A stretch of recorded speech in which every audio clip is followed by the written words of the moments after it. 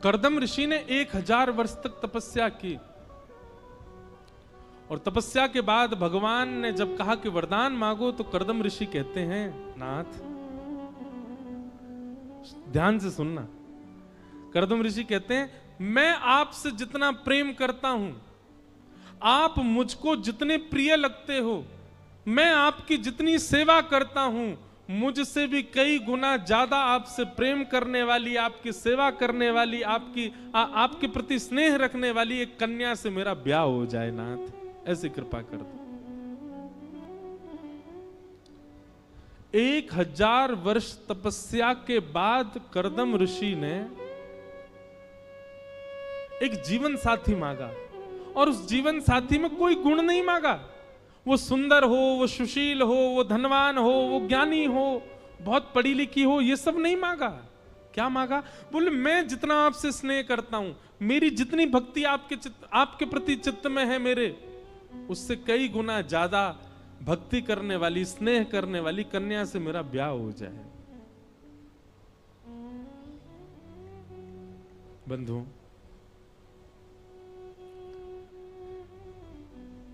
जीवन साथी का अनुकूल मिलना यह भी भगवत कृपा है। अगर आपको आपका जीवन संगी, और जीवन संगी केवल पति नहीं होता, केवल पत्नी नहीं होती, जिसके साथ भी आप जीवन व्यतीत कर रहे हो वो सब जीवन संगी हैं। उनमें बच्चे भी आते हैं, उनमें बेटा भी आता है, बेटी भी आती है, बहुएं भी आती हैं,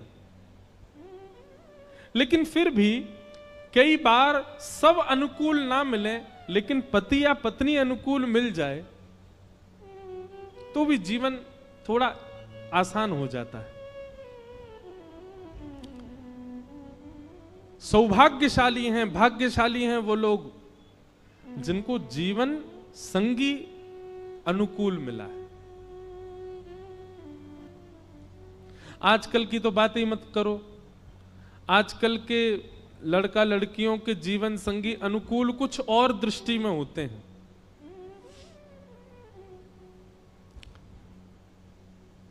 आजकल के लोगों के लिए तो जीवन संगी अनुकूल तब माना जाएगा कि लड़की व्यसन करती है, लड़का भी व्यसन वाला ही चाहिए। लड़का ब्याह क्यों नहीं कर रहा? बोले ऐसी लड़की ढूंढ रहे हैं वो भी धुआं निकालती हो, एक कस मैं लगाऊं फिर एक वो लगाए, दोनों का जीवन कस में ही निकल जाए। बहुत विचित्र हो गया आप समाज। मैं क्लब जाता हूं, उसको भी पसंद होना चाहिए क्लब जाना, तो हमारा ब्याह टिकेगा। मतलब पहले देखा जाता था कि आप सुधरे हुए हैं तो जीवन संगी भी सुधरा हुआ चाहिए, पर अब देखा जाता है हम बिगड़े हुए हैं, जीवन संगी भी बिगड़ा हुआ हो, उसके लिए हम नहीं सुधरेंगे। इसमें ताली बजाने वाली क्या? बहुत अच्छी बात महाराज, सही कह रहे हो। वाह, भोपाल वाले तो यूं ही बैठे रहते हैं, कुछ बोले तो ताली बजाएं हम। और हमारी प्रार्थना आपसे, अब जिसके जीवन में व्यसन ही है उसको तो हम क्या ही समझा सकते हैं, पर जिनके जीवन में श्री ठाकुर जी हैं, जिनके जीवन में कथा है, जिनके जीवन में नाम जप है, जिनके जीवन में तिलक राम विराज रहे हैं, जिनके कंठ में कंठी तुलसी विराजती है, जिनके घर में ठाकुर जी की सेवा विराजती है, बहुत प्रार्थना करो ठाकुर जी से, बहुत निवेदन करो ठाकुर जी से, हमें कुछ मत दीजिए, बस जो भी हमारे जीवन में आए वो आपकी भक्ति करने वाला आए, और उसमें कितने भी अवगुण हो चलेगा।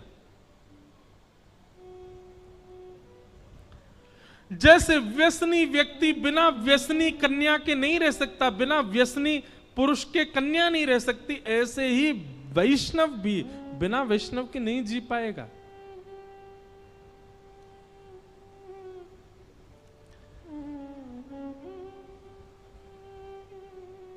और केवल पत्नी पति की कामना क्यों? अरे विवाह होने के बाद भी ठाकुर जी से यही कामना करो, हे नाथ हमें ऐसी संतान दो जो हमसे ज्यादा आपका भजन करे। हमें ऐसी संतान दीजिएगा जो हमसे ज्यादा आपको वृंदावन, हमको वृंदावन ले जाया करे, हमको कथाओं में ले जाया करे। हमें ऐसी संतान देना जो हमसे ज्यादा संत सेवा करे, गौ सेवा करे। कामना करो। देखिए, आप पुत्र की कामना ठाकुर जी से करते हैं, पुत्री की कामना ठाकुर जी से करते हैं, तो ठाकुर जी भी केवल पुत्र और पुत्री देते हैं। लेकिन आप भक्त पुत्र की कामना करते हैं, भक्ति पुत्री की कामना करते हैं, भक्त पति की कामना करते हैं, भक्तिमती पत्नी की कामना करते हैं, तो फिर ठाकुर जी पुत्र पुत्री पति पत्नी नहीं देते, स्वयं आते हैं। ठाकुर जी खुद आते हैं।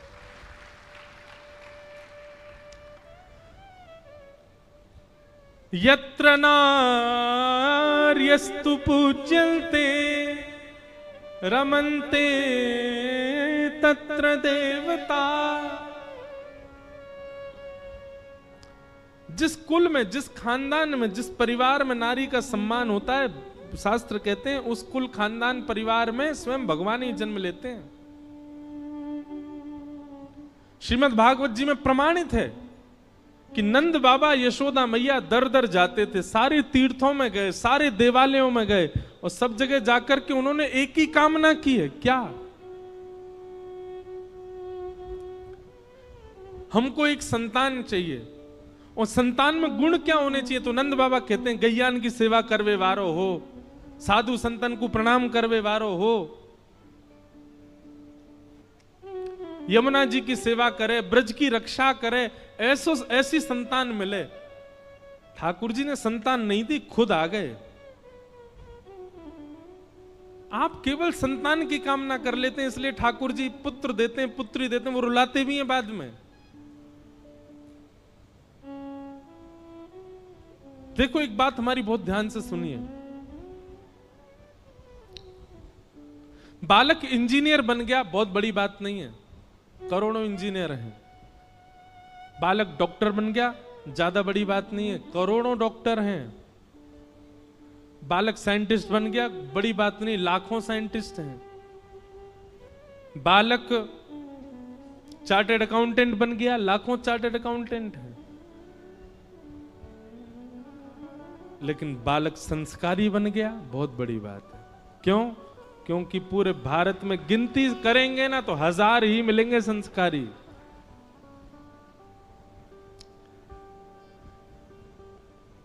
यूपीएससी क्लियर करने वाले को इतनी बधाइयां क्यों दी जाती हैं? क्यों? क्योंकि यूपीएससी क्लियर करने वाले बच्चे बहुत कम हैं भारत में।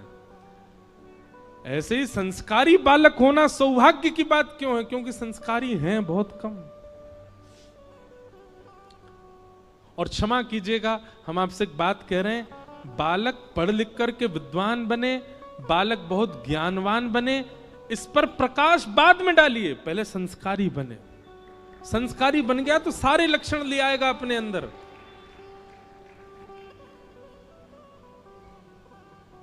हमारी कथा का नियम है, अगर लाइट जा रही है तो समझो ठाकुर जी आ रहे हैं। और ये हर कथा में होता है, कितनी बड़ी कथा हो, लाइट जावे, माइक डिस्टर्ब होवे, इलेक्ट्रिक कोई भी प्रॉब्लम आती है तो हम यही सोचते हैं कि ठाकुर जी आ गए, ठाकुर जी आ रहे हैं, इसीलिए हो रहा है।